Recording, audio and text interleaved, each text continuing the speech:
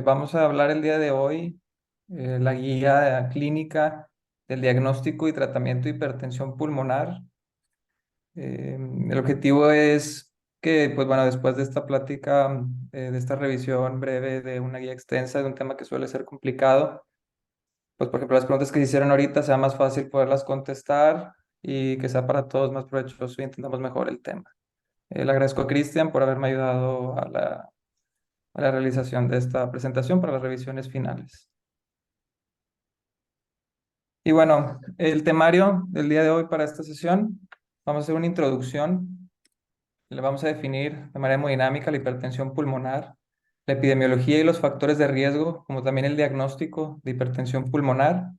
Vamos a hacer la clasificación clínica de la hipertensión pulmonar, que son los ya muy conocidos grupos de hipertensión pulmonar, y vamos a hablar con unas características particulares de cada grupo de estos en cuestión, y ya finalmente vamos a dar unos conceptos claves para llevarnos a casa y que nos vayan a servir para nuestra práctica clínica. En cuanto al glosario, va a haber unas cuantas mayúsculas que quería que entendieran. No suelen ser muy utilizadas por nosotros, pero bueno, vamos a ver aquí hipertensión pulmonar, presión arterial media pulmonar, la presión en cuña pulmonar, resistencia vascular pulmonar, hipertensión pulmonar aislada poscapilar, como pueden ver aquí sus siglas, hipertensión pulmonar compuesta pre y poscapilar y las unidades de Wood. Como quiera, más adelante todo esto se va a estar explicando, pero más lo quería dejar aquí en claro este glosario. Y bueno, como ya sabemos, la guía que vamos a revisar el día de hoy es la guía del 2022 de la ES, que es la europea, para el diagnóstico y tratamiento de hipertensión pulmonar. A manera de introducción, una de las propuestas más importantes del sexto simposio de la hipertensión pulmonar fue reconsiderar la definición hemodinámica de la hipertensión pulmonar. Nosotros conocemos que la hipertensión pulmonar es todo un proceso fisiopatológico que va a involucrar múltiples condiciones clínicas y va a estar asociada a una variedad de enfermedades, tanto respiratorias como cardiovasculares de manera principal. Y en estos últimos años se ha tenido mucho progreso en el diagnóstico y en el tratamiento de la hipertensión pulmonar y nueva evidencia se ha integrado en esta cuarta edición de las guías y las vamos a mencionar aquí de manera puntual. Y vamos a poder entender también que el manejo multidisciplinario en este tipo de enfermedades es clave para la detección oportuna y el seguimiento y desenlace en el paciente con hipertensión pulmonar. Ahora sí, adentrándonos a la definición hemodinámica de hipertensión pulmonar se define como una presión arterial media de la arteria pulmonar mayor a 20 milímetros de mercurio en reposo. Previamente se tenía como punto de corte de 25, como lo podemos recordar. Sin embargo, se sabía que los pacientes arriba de 20 milímetros de mercurio tenían peores desenlaces que los pacientes con una presión media de la arteria pulmonar normal, por lo que se decidió hacer este cambio a mayor a 20. Y la manera de obtener el valor es mediante el cateterismo cardíaco. Aquí en esta imagen representativa se puede ver cómo mediante cateterismo, entrando aquí por la vena cava superior hasta la aurícula derecha, podemos ver los diferentes tipos de presiones. Aquí estas son curvas de presiones que se ven cuando se realiza el cateterismo derecho. Y dependiendo de cómo va avanzando el catéter desde la aurícula derecha hasta el ventrículo derecho, podemos ver estas diferencias de presiones tanto sistólicas como diastólicas, que nos van a ir dando diferentes tipos de valores. Como podemos ver aquí en la aurícula derecha, las presiones normales entre 2 y 6 milímetros de mercurio. Ya entrándonos al ventrículo derecho, viendo aquí las presiones, como podemos ver las que son aquí. Y ya lo que nos termina dando parte lo del diagnóstico, como la presión media, que es la que da el diagnóstico de hipertensión pulmonar. Generalmente cuando estamos por arriba de los 25, imaginémonos aquí que es una línea imaginaria y que aquí estamos por encima de los 25 milímetros de mercurio, es cuando se puede hacer este diagnóstico. Y todavía se puede adentrar aún más el catéter y hacerla conocida como la presión en cuña pulmonar, que se infla un balón en una arteria segmentaria que nos proporciona una medida integrada de la carga hemodinámica impuesta por la distensibilidad operativa de la aurícula izquierda. Entonces, de manera indirecta nos da la distensibilidad operativa del ventrículo izquierdo sobre la circulación pulmonar. Y con esto la definición, pues bueno, posterior al diagnóstico de hipertensión pulmonar por cateterismo, una vez que ya lo tenemos, se debe catalogar el tipo de hipertensión pulmonar. Aquí, como podemos recordar, quizás esta imagen en nuestros libros de fisiología, podemos ver tanto la circulación sistémica como pulmonar, cómo están conectadas, ¿verdad? Entonces, Por ejemplo, aquí podemos ver aurícula derecha, ventrículo derecho, llevando sangre desoxigenada hacia los pulmones y hacia los capilares de los pulmones, y regresando ya con sangre oxigenada, tanto hacia las venas pulmonares, llegando directamente hacia la aurícula izquierda, el ventrículo izquierdo y finalmente llevando a la circulación sistémica la sangre oxigenada hacia el cuerpo. ¿Y por qué es importante esto? Aquí hice un acercamiento para poder entender los diferentes tipos de hipertensión pulmonar, como son precapilar y postcapilar, que lo podemos ver aquí en esta imagen representada. Previamente aquí, esto es lo que se consideraría precapilar o postcapilar. Y dependiendo en dónde se encuentra aumentada esto de la presión, nos puede dar diferentes ideas o diagnósticos en los cuales se pueden integrar esto de la hipertensión pulmonar. Por ejemplo, la hipertensión pulmonar precapilar generalmente se da con enfermedades de vasculatura pulmonar. La hipertensión pulmonar postcapilar generalmente es por disfunción del ventrículo izquierdo que va aumentando la presión directamente de manera postcapilar, o ya en enfermedades más avanzadas como una insuficiencia cardíaca avanzada puede afectar en ambos cursos, como eso en una hipertensión pulmonar combinada, que más adelante la vamos a platicar. Y esto nos ayuda a entender parte de las definiciones y las características hemodinámicas de las definiciones de hipertensión pulmonar, tanto precapilar, postcapilar aislada y postcapilar combinada, como las podemos ver aquí, y las diferentes características de ellas. Generalmente, por ejemplo, podemos ver que ambas, más bien las tres de ellas, tienen la presión media de la arteria pulmonar por arriba de 20 milímetros de mercurio, pero tanto donde empezamos a ver diferencias es en la presión en cuña pulmonar, como también en en las resistencias vasculares pulmonares. Por ejemplo, en la hipertensión pulmonar precapilar, la presión en cuña pulmonar característicamente se encuentra por debajo de 15 milímetros de mercurio, a diferencia de las otras dos opciones postcapilares, ya sea la combinada o la aislada, que la tienen por arriba de 15 milímetros de mercurio. O por otro lado, las resistencias vasculares pulmonares, tanto en la precapilar y la combinada, están por arriba de las 2 unidades de Wood, y característicamente en la aislada postcapilar es por debajo de 2 unidades de Wood de resistencia vascular pulmonar. Entonces, dependiendo de cómo están estas presiones en las características hemodinámicas por el cateterismo derecho, nosotros podemos definir bien qué tipo de hipertensión pulmonar tiene nuestro paciente. Y aquí nomás quería hacer énfasis en los valores normales por ejemplo, de la presión en la aurícula derecha, de la presión sistólica de la arteria pulmonar, diastólica de la arteria pulmonar, la presión media de la arteria pulmonar y la presión en cuña pulmonar normales. Aquí nomás como que para tenerlos en contexto, y también cuánto es la resistencia vascular pulmonar normal en unidades de Wood, para estar todos, pues, digamos, en el mismo canal. Un poco de epidemiología y factores de riesgo. Sabemos que la hipertensión pulmonar es un importante problema de salud a nivel global y tiene una prevalencia aproximada de 1% a nivel global. Tiene una mayor prevalencia por encima de los 65 años, ya como más adelante cuando veamos los grupos de hipertensión pulmonar, sabemos que la principal causa es por falla cardíaca izquierda y la segunda causa es por la enfermedad pulmonar, generalmente por cuestiones ya sea por fibrosis o cuestiones como la enfermedad pulmonar obstructiva crónica.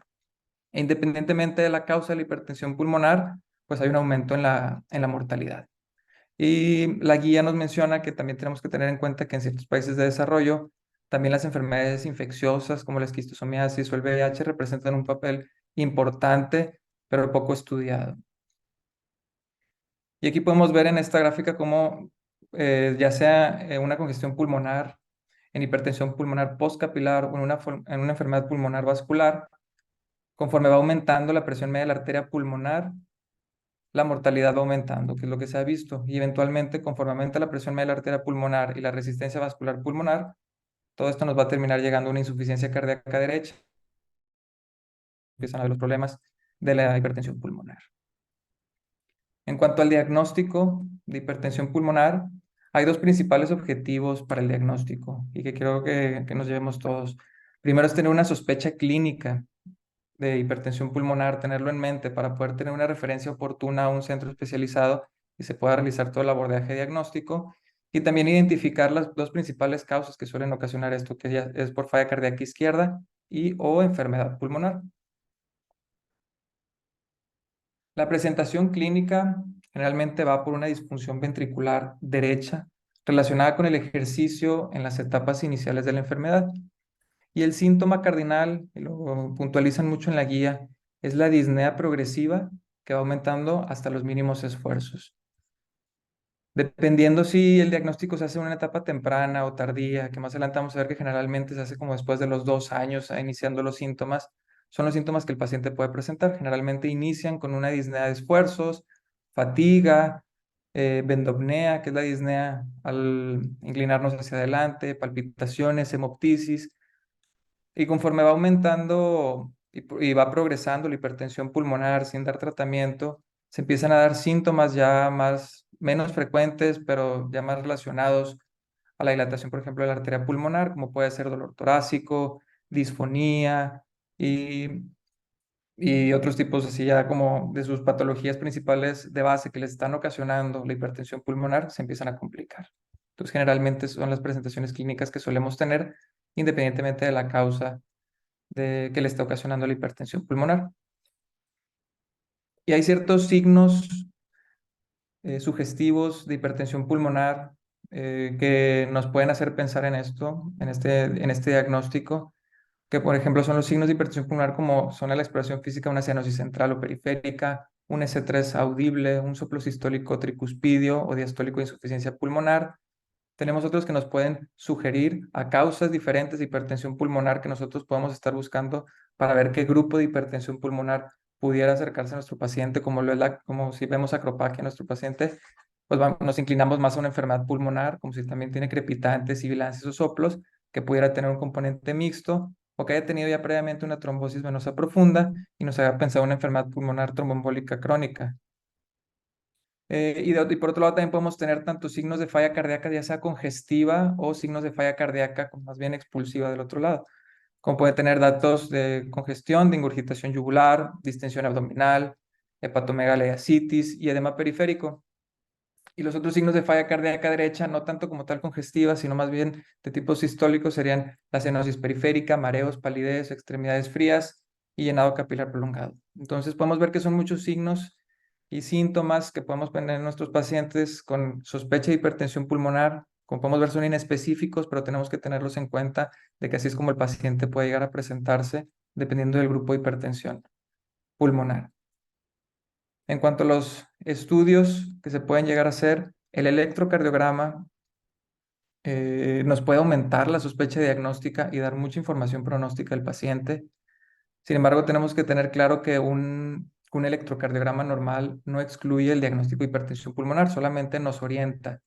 Y hay ciertos hallazgos característicos en el electrocardiograma que nos pueden hacer pensar en hipertensión pulmonar, como son las P pulmonales, la desviación del eje a la derecha, hipertrofia del ventrículo derecho, bloqueo de rama derecha, que sean datos de strain del ventrículo derecho y prolongación de QT. Por ejemplo, aquí doy este ejemplo de un electrocardiograma de un paciente con diagnóstico de hipertensión pulmonar en búsqueda de los datos característicos, teniendo ya la sospecha clínica y teniendo un electrocardiograma que nos hagan pensar en que podemos estar frente a una hipertensión pulmonar y tengamos que dar más abordaje diagnóstico. Por ejemplo, aquí podemos ver las P's prominentes, que son las, como se conocen como las P pulmonales. Si de manera rápida aquí ahorita sacamos un eje cardíaco, podemos ver que es un eje desviado hacia la derecha. Por otro lado, podemos ver aquí el conocido RSR' con la T invertida, que nos da a entender que tiene un bloqueo de rama derecha. Podemos ver estas T's invertidas en caras inferiores y también en B2 y B3, que nos hablan de strain del ventrículo derecho. Entonces, teniendo este electrocardiograma, teniendo la sospecha clínica por los hallazgos clínicos, estamos, digamos, necesitamos tener que hacer un abordaje diagnóstico en este paciente. Y también por otro lado tenemos la radiografía de tórax, que la mayoría de los pacientes, la radiografía de tórax es anormal.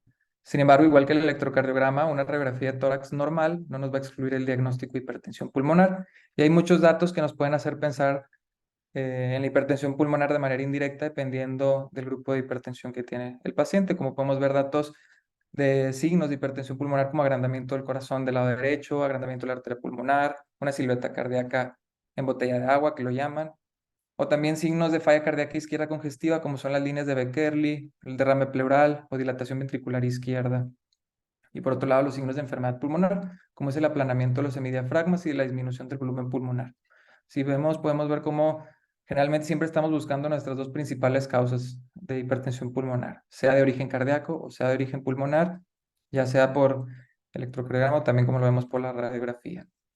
Y aquí en esta radiografía, tanto como en esta en PA y esta en lateral, podemos ver el agrandamiento de la arteria pulmonar, que es esto que podemos ver aquí como este abombamiento, la dilatación de la arteria lobar derecha, que también nos da datos de congestión, y en esta proyección lateral podemos ver como el llenado del espacio retroesternal por el aumento del tamaño ventricular y del corazón como tal. Nos hacen datos, pues digo, no son diagnósticos ni mucho menos, pero nos pueden hacer entender que estamos frente a datos de falla cardíaca derecha o congestión pulmonar. Por otro lado, la ecocardiografía, el ecocardiograma también juega un papel muy importante en el abordaje diagnóstico de la hipertensión pulmonar. Independientemente de la etiología, eventualmente se llega a un aumento de la presión del ventrículo derecho, lo cual nos lleva a una insuficiencia cardíaca derecha. Y esto es algo que podemos nosotros detectar por ecocardiografía. Esto nos puede dar información importante, tanto la morfología cardíaca como la disfunción ventricular, ya sea derecha o izquierda, y da un estimado de ciertos parámetros hemodinámicos que más adelante vamos a mencionar, que nos pueden hacer sospechar en riesgos bajos, intermedios, altos de hipertensión pulmonar. Pero de igual forma, como lo vimos en el electro, como lo vimos también en la radiografía de tórax, pues el ecocardiograma en sí por sí solo no es suficiente para llegar al diagnóstico, pero sí es suficiente para hacernos sospechar en datos de hipertensión pulmonar. Y no hay un parámetro independiente, uno solo, digamos, del ecocardiograma que nos pueda decir con certeza el estado de la hipertensión pulmonar. Aquí quería mencionar con detalle lo que es la velocidad de la regurgitación tricuspidia.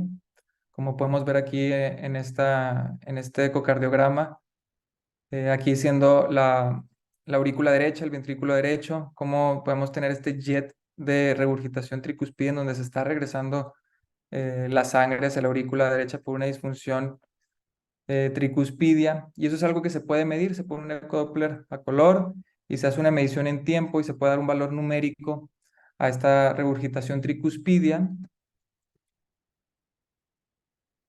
Y con esta regurgitación tricuspidia, generalmente cuando se hace el ecocardiograma se puede hacer una fórmula, se llama de Bernoulli modificada, que se eleva al cuadrado ese valor de regurgitación tricuspidia, se multiplica por 4 y eso se suma con la presión de la aurícula derecha, dependiendo de un estimado por la compresibilidad de la vena cava superior, y esto nos puede dar de manera indirecta, digamos, la presión sistólica de la arteria pulmonar.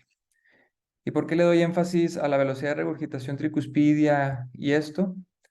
Pues bueno, la guía nos comenta que dependiendo del valor de regurgitación tricuspidia, su punto máximo, nos puede dar un valor de factor de riesgo y así para hacer un seguimiento a nuestros pacientes. Por ejemplo, si tenemos una velocidad de regurgitación tricuspidia por debajo de 2.8 y dependiendo de si tiene o no presencia de otros signos ecocardiográficos de hipertensión pulmonar, que más adelante voy a mencionar, suponiendo que está por debajo de 2.8 y no tiene otros datos que nos sugieran hipertensión pulmonar por ecocardiograma, este paciente tendría una baja probabilidad de hipertensión pulmonar y tendríamos que buscar otro diagnóstico a nuestro paciente. Si estamos entre 2.9 y 3.4 y tiene la presencia o no tiene la presencia de datos sugestivos por ecocardiograma de hipertensión pulmonar, por ejemplo, si no los tiene como quieran, por el simple hecho de tener este valor de regurgitación tricuspidia, ya estamos en una probabilidad intermedia y tendríamos que hacer más seguimiento con eco o si tiene factores de riesgo, ya nos pudiéramos ir hasta un cateterismo derecho. Y en los pacientes que están entre 2.9 y 3.4 y tiene otros datos sugestivos, aparte de este, por ecocardiograma, nos hablan de hipertensión pulmonar, ya lo catalogamos como una probabilidad alta y lo tenemos que ya abordar para un cateterismo derecho y descartar el diagnóstico. Y si está por encima de 3.4 metros por segundo, en este caso independientemente de si tiene o no otros datos por ecocardiograma, ya en este caso estamos en una probabilidad alta de hipertensión pulmonar y se tiene que ir directamente a hacer un cateterismo derecho para el diagnóstico.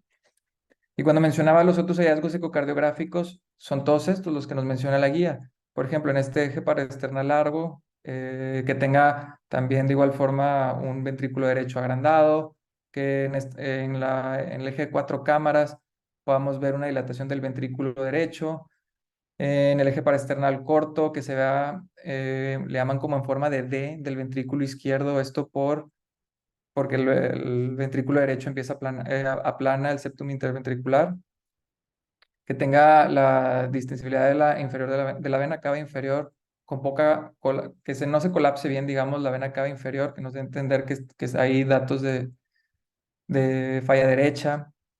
Por otro lado, que también en el ventrículo derecho haya un área fraccional menor al 35% en el eje de 4 cámaras.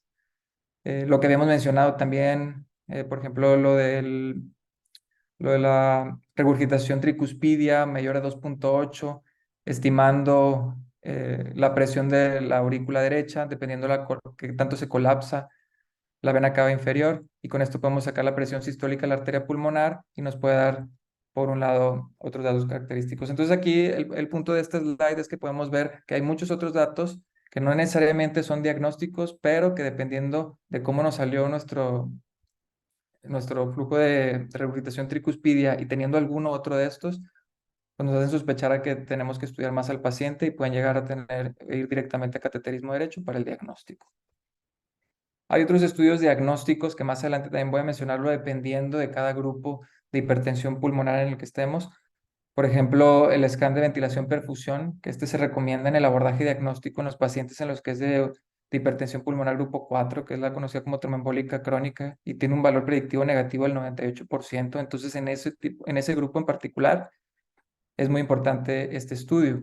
Por otro lado, las pruebas de función pulmonar, que más que nada nos hablan de valor pronóstico, como es la espirometría forzada, la pletismografía, el DLCO y una gasometría arterial. También la tomografía, que hay signos sugestivos con alto valor predictivo positivo que nos pueden dar a entender de hipertensión pulmonar, como es un aumento del diámetro de la arteria pulmonar por arriba de los 30 milímetros, una pared del tracto de salida del ventrículo derecho mayor a 6 milímetros y una desviación septal mayor a 140. Y por otro lado, la resonancia magnética, que cada vez va teniendo más peso en el diagnóstico en las patologías cardíacas, como es que nos da una medición precisa de la función y morfología auricular y ventricular, tanto también como la función del estrés miocárdico del ventrículo derecho e izquierdo, como un flujo sanguíneo en la arteria pulmonar, aorta y vena cava. Entonces, como podemos ver, digo, más adelante lo voy a mencionar ya que me adentre en cada grupo de hipertensión pulmonar, tenemos más estudios que nos pueden sugerir un abordaje diagnóstico distinto. Y bueno, la guía nos menciona de un algoritmo diagnóstico que tenemos que seguir. Generalmente lo menciona como con 3 pasos principales.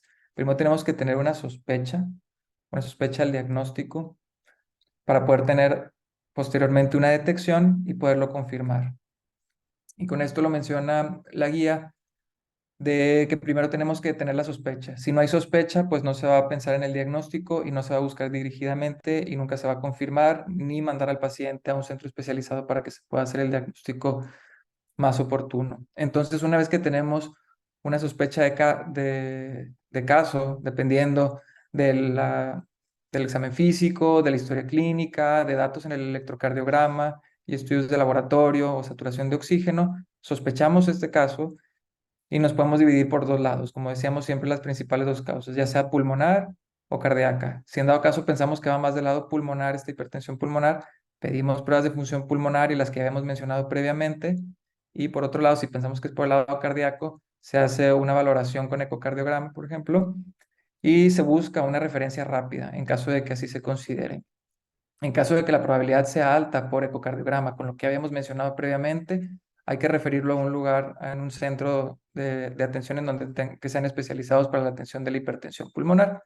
Y por otro lado, de igual forma, ¿verdad? Si ya dependiendo de los hallazgos en las pruebas de función pulmonar y se descartan otras posibles causas y nos quedamos principalmente con alto riesgo de hipertensión pulmonar, pues todo lo que tenemos que hacer es referir al paciente para la atención oportuna. También se menciona la importancia del screening. ¿Esto por qué? Porque el diagnóstico suele realizarse de manera más tardía. Menciona la guía que como en promedio es más de 2 años después del inicio de síntomas y eso pues es como mínimo, ¿verdad? Generalmente los pacientes pueden llegar con mucho más tiempo de evolución sin tener un diagnóstico preciso, más que nada porque pues generalmente el diagnóstico se hace pues por cateterismo. La mayoría de los pacientes se presenta ya en enfermedad avanzada, por eso hacen mucho énfasis ahora en estas nuevas guías en el screening. Y esto es pues para disminuir el tiempo del diagnóstico, que puede reducir la mortalidad, los costos y la incertidumbre en los pacientes. Y se hacen ciertas propuestas de qué podemos hacer para el screening en los pacientes. Por ejemplo, en pacientes asintomáticos que tengan alto riesgo, como tengan ciertas mutaciones, enfermedades como esclerosis o que tengan familiares de primer grado con hipertensión pulmonar, a estos pacientes hay que hacerles screening más dirigido. De igual forma, la detección oportuna en pacientes sintomáticos en alto riesgo, como lo es con hipertensión portal o VIH, o estrategias poblacionales que ya lo mencionan, que tendrían que cambiar de manera, pues si valga la redundancia, en toda una población, en que se hagan centros de disnea para que los pacientes acudan de manera oportuna en caso de tener estos síntomas iniciales. Y generalmente la guía nos menciona, pues hay que realizar ecocardiograma, electrocardiograma, pruebas de función pulmonar, BNP, tomografía, y todos los diferentes datos que nos hagan pensar en hipertensión pulmonar. Y haciendo, ya conociendo esto como primer preámbulo de la hipertensión pulmonar, ahora sí ya voy a entrar a la clasificación clínica, que son los grupos de hipertensión pulmonar. Aquí la guía nos menciona, son 5 grupos principales de hipertensión pulmonar. El grupo 1 es la hipertensión pulmonar arterial, es importante este concepto arterial, que generalmente puede ser por diferentes causas. Una de ellas se supone que lo menciona como que si fuera idiopático y depende o no de la respuesta a la vasorreactividad y el tratamiento que se va a hacer en estos pacientes, que más adelante lo voy a mencionar. Puede ser hereditable, está muy asociado a drogas o toxinas, o ya otro tipo de enfermedades, como lo es la esquistosomiasis, enfermedades congénitas del corazón, VIH, enfermedades del tejido conectivo. Y generalmente, pues este es el grupo 1 que más adelante lo menciono. El grupo 2, que generalmente es el más frecuente, que lo hemos mencionado, que se da por falla cardíaca izquierda. Y esto puede ser con falla cardíaca ya sea preservada, disminuida o cualquiera de las 3 tipos de causas, que más adelante también lo menciono. El grupo 3, que se da por enfermedades pulmonares. El grupo 4, que pues es el conocido como enfermedad tromboembólica crónica. Y el grupo 5, que es el grupo menos conocido y que son por diferentes causas, es el menos estudiado. Entonces, nomás para tenerlo en claro, que se divide en 5. El primero, hipertensión arterial pulmonar. El segundo, por falla cardíaca izquierda. El tercero, pulmonar, el cuarto por enfermedad tromboembólica crónica y el 5 ya son por causas multifactoriales y no tan claras como así lo menciona la guía. Aquí solamente menciono como diferentes partes, pues bueno, de la anatomía y por eso como lo que mencionaba que esta es una enfermedad con muchos procesos fisiopatológicos, pues nos van a dar ya sea al grupo 1, al grupo 2, al grupo 3, 4 o 5. Empezando con el primer grupo de hipertensión pulmonar, es la hipertensión arterial pulmonar. La hipertensión arterial pulmonar, como lo había mencionado, generalmente es por unas causas idiopática, hereditable, por toxinas o medicamentos. Afecta principalmente a adultos jóvenes, generalmente a mujeres más que a hombres en una relación a 2:1. Sin embargo, ya por arriba de los 65 años, cuando llegan a afectar este tipo de hipertensión pulmonar, la prevalencia entre ambos sexos se va a igualar. Y siempre hay que sospecharlo en una mujer joven con disnea que ha sido progresiva de esfuerzo, recordemos nuestro síntoma cardinal, sin otra causa aparente de actos de falla cardíaca derecha. Aquí podemos ver cómo, pues bueno, es una vasculopatía, hipertensión arterial pulmonar en el que empieza a haber una hiperplasia medial, proliferación de la íntima, de la arteria, con lesiones plexiformes, trombosis, y todo esto eventualmente va a llegar a una obstrucción vascular de la arteria pulmonar, que ya en estadios más avanzados nos va a llevar a un remodelamiento del ventrículo derecho, nos va a llevar a una disfunción ventricular derecha, y es cuando ya empiezan a dar los síntomas en este caso. Y aquí solamente quise dejar la tabla de las principales, ya sean toxinas, ya sean medicamentos, que pueden estar y pueden influir en el riesgo de desarrollar hipertensión arterial pulmonar. En cuanto a la evaluación de riesgo, nos menciona mucho la guía que es fundamental en los pacientes con hipertensión arterial pulmonar hacer una evaluación clínica. Se determina la severidad de la enfermedad y la clasificación en mejoría, estabilidad o deterioro. Y hay una clasificación de la OMS que es similar a la clasificación de la NIJA de falla cardíaca sobre la clase funcional en los pacientes con hipertensión arterial pulmonar. Y esto es uno de los principales predictores a la supervivencia, tanto para el diagnóstico como en el seguimiento. Y se divide del 1 al 4, el estado funcional de la OMS para la hipertensión arterial pulmonar. Y en el grupo 1 son pacientes que no tienen limitación en la actividad física. En el grupo 2 son los pacientes que tienen una limitación menor en la actividad física y que se encuentran bien al reposo. En el grupo 3 ya tienen una limitación marcada en la actividad física, pero se siguen sintiendo bien al reposo. Y en el grupo 4, los pacientes ya son incapaces de realizar actividad física y ya tienen signos de falla cardíaca derecha ya establecida. Y generalmente estos pacientes tienen un mal pronóstico. Entonces nos sirve mucho esta evaluación de riesgo con el estudio funcional por la OMS. Y esto nos va a servir, por ejemplo, los pacientes del grupo 1 hipertensión arterial pulmonar, podemos tener una estratificación de riesgo de 3 estratos, que así lo menciona la guía, y nos determina y nos estima la mortalidad a un año, dependiendo de ciertos parámetros. Por ejemplo, dependiendo si es de bajo riesgo, alto riesgo o alto riesgo, es la mortalidad a un año, ya sea desde menos 5% o hasta mayor al 20%. Y esto va a depender si tiene o no datos de falla cardíaca derecha. Esto va a depender de los síntomas y cómo ha progresado las manifestaciones clínicas. Si el paciente o no tiene datos de síncope como con datos de bajo gasto.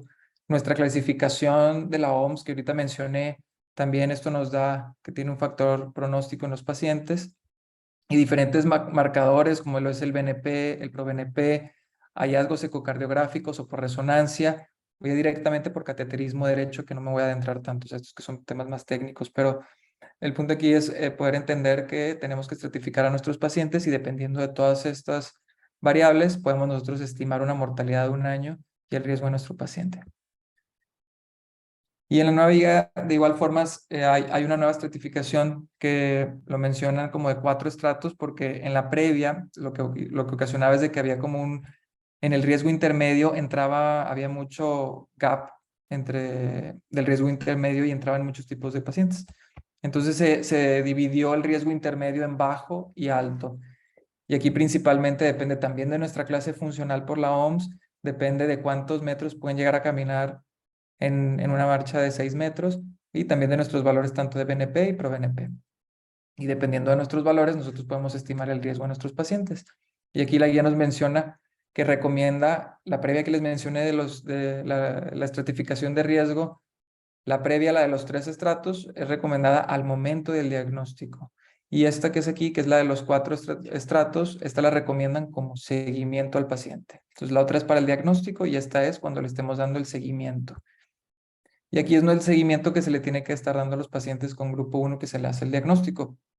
Dependiendo de la estratificación de riesgo que se determine, es cada cuánto se van a ir haciendo diferentes tipos de estudios, como por ejemplo aquí todos en el diagnóstico, los mismos que hemos mencionado previamente, o si el paciente ya está en un riesgo intermedio alto, se tiene que hacer ecocardiogramas cada 3 a 6 meses, aunque el paciente se encuentre estable, pero no necesariamente tiene que ser eso en los demás pacientes. Entonces, nos ponen aquí esta tabla para nosotros saber bien el seguimiento que tenemos que tener en nuestros pacientes con hipertensión arterial pulmonar.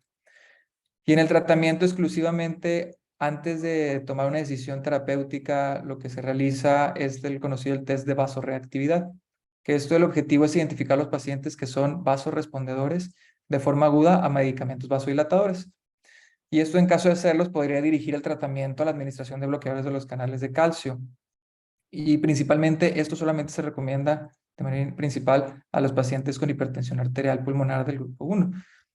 Y generalmente se dice que es positivo cuando hay una reducción de la presión media de la arteria pulmonar mayor a 10 milímetros de mercurio para alcanzar un valor absoluto por debajo de 40. Entonces esto se hace durante el cateterismo. Se pueden utilizar cualquiera de estos 3, ya sea el óxido nítrico, el iloprost o el epoprostenol, para hacer un test de vasorreactividad y en caso de ser positivo, ya dirigir el tratamiento con calcioantagonistas. Y aquí, por ejemplo, el algoritmo de la guía nos menciona eso. Tenemos un paciente en el que se sospecha el diagnóstico de hipertensión arterial pulmonar por todas las causas que ya lo habíamos visto previamente. Tenemos el test de vasorreactividad. En caso de que sea positivo, se inicia tratamiento con bloqueadores de canales de calcio. Y pues las dosis de estos va a depender ya dependiendo del paciente, buscando este tipo de objetivo de dosis, ya sea amlodipino, diltiazem, nifedipino, dependiendo del calcio antagonista que tengamos a mano. Y se va reevaluando a los pacientes cada 3 a 6 meses. Pero ¿qué pasa si el paciente tiene, si el test por vasorreactividad resultó negativo? Bueno, en estos pacientes se tienen que dar primero un manejo de medidas generales, que así lo llaman, para como tratamiento inicial antes de empezar con el manejo dirigido, porque estos pacientes no necesariamente se van a venir beneficiados como los que sí fueron respondedores a vasodilatadores con calcio antagonistas. Entonces empiezan con medidas generales que lo recomiendan que sea el ejercicio supervisado, el soporte psicosocial, inmunización ahora hasta para COVID, influenza y neumococo, utilizar diuréticos en caso de que sea por falla cardíaca y que tengan datos de sobrecarga, oxígeno en caso de hipoxemia, hierro en caso de anemia y la anticoagulación está debatible, que más adelante lo voy a mencionar nomás en el grupo 4, el tema de la anticoagulación. Entonces ya dependiendo, se inician estas medidas generales en el paciente que tiene el test negativo. Dependiendo si tiene o no comorbilidades, ya se pueden iniciar ciertos tratamientos, como lo son los antagonistas de los receptores de endotelina, los inhibidores de fosfodiesterasa 5, los antagonistas de los receptores de prostaciclina o estimulador soluble de guanilato ciclasa. Ya dependiendo de la estratificación del riesgo que tengamos, como lo hemos mencionado en los 3 estratos, sea bajo o alto. Por ejemplo, si están bajos, nos recomiendan los antagonistas de los receptores de endotelina con un inhibidor de la fosfodiesterasa 5, y si es un riesgo alto, también, pero también ya mencionan que le agreguemos los de prostaciclina. Entonces, pues esto lo quería dejar así nomás como a mención de que el diagnóstico, como que entender, más bien que el tratamiento va a depender en los de tipo, en el grupo 1, si son o no respondedores al test de vasorreactividad. Yéndonos al grupo 2, que es el asociado a cardiopatía izquierda, es la causa más frecuente de hipertensión pulmonar, con un 65-80% de los casos aproximadamente.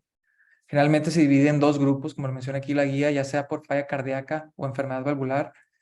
Y en cuanto a los pacientes con falla cardíaca, incluye tanto la FEI reducida, intermedia o preservada.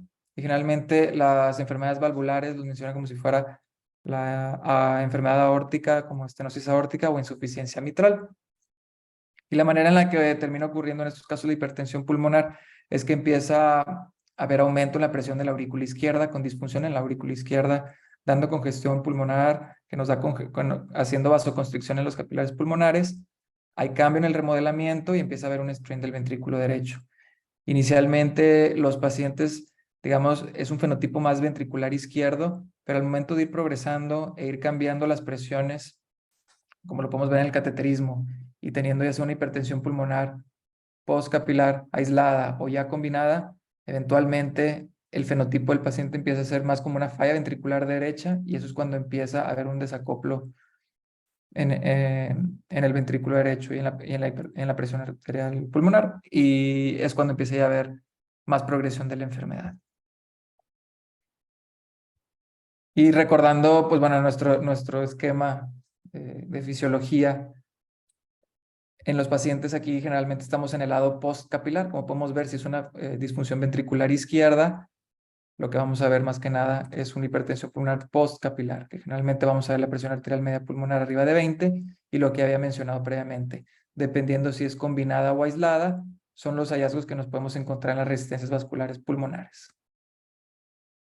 Y el fenotipo del paciente que está asociado con cardiopatía izquierda va a depender, que nos haga sospechar si sí o si no. Parece ser, digamos, por diferentes datos, ya sea por su edad, por antecedentes, por intervención previas cardíacas, si tiene o no FA, por hallazgos ecocardiográficos, si es un fenotipo de paciente que sí parecería tener falla cardíaca izquierda, o que no parecería ser. Como no es lo mismo que tenga 60 años, que no tenga factores de riesgo, que no tenga FA ni cambios estructurales, a un paciente mayor a 70 años con múltiples factores de riesgo, que tenga ya bloqueos de rama izquierda y dilatación en la aurícula izquierda. Entonces esto, por ejemplo, es un paciente que nos hace pensar más que estamos en este tipo de fenotipo.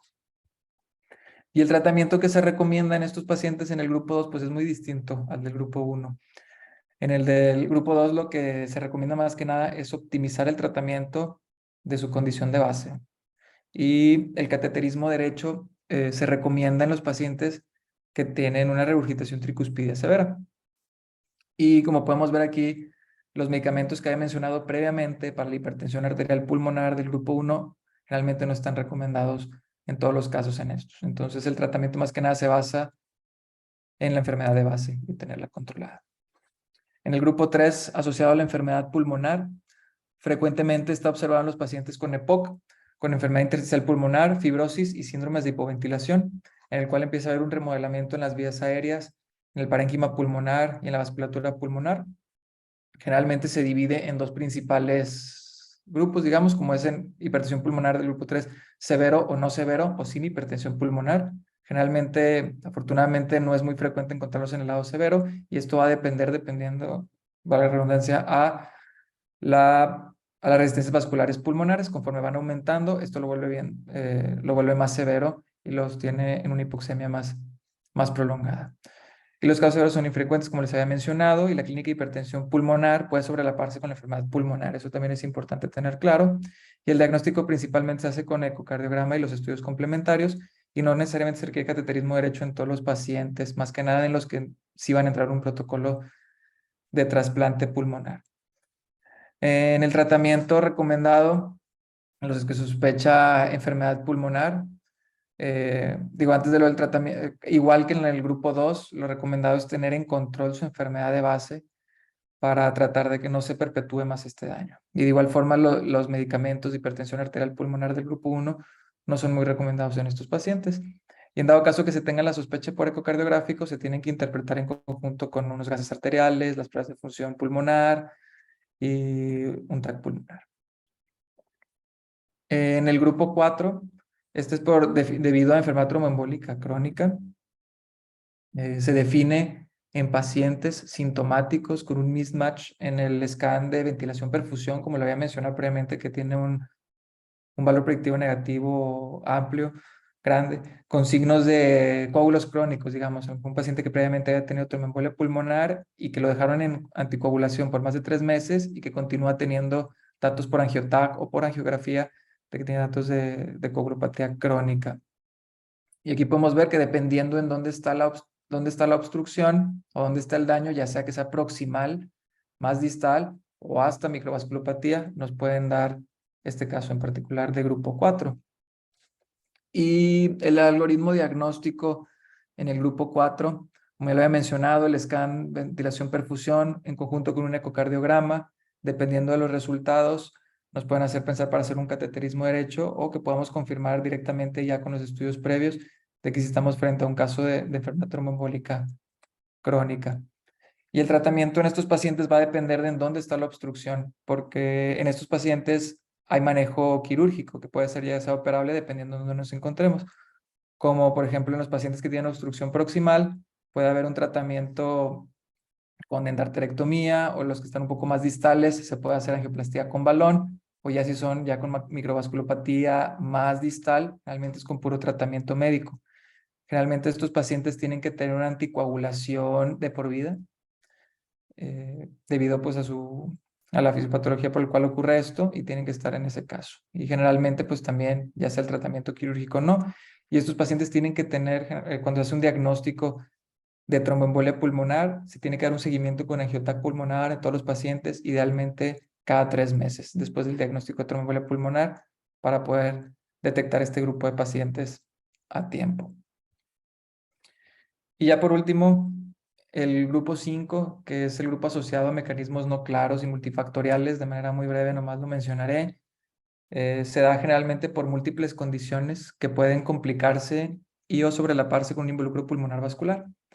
Lo mencionan que es el grupo menos estudiado y que hay muchos factores contribuyentes que generan la hipertensión pulmonar, como lo es la vasoconstricción hipóxica pulmonar, el remodelamiento vascular pulmonar, trombosis, vasculitis pulmonar y compresión de la vasculatura pulmonar.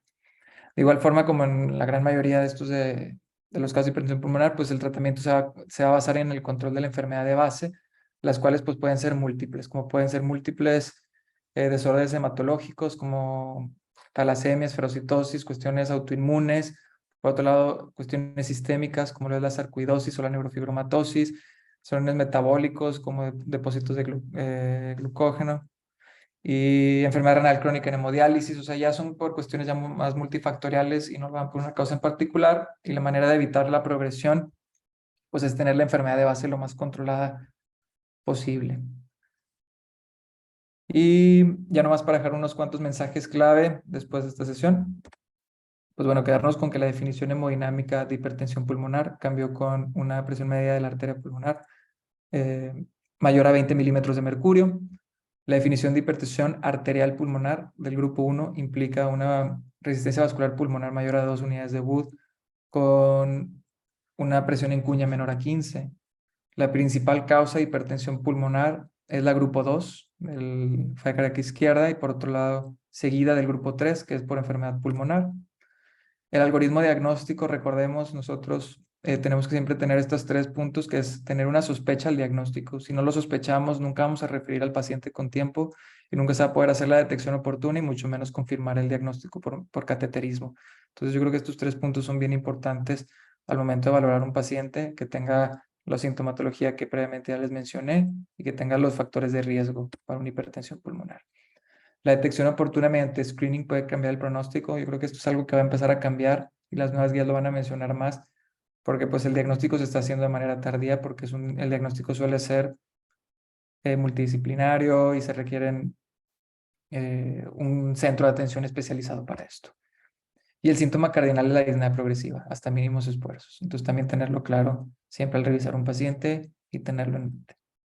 Y el tratamiento va a depender del grupo de hipertensión pulmonar. Como lo ven, es muy diferente el tratamiento del grupo 1 al grupo 2, al grupo 3.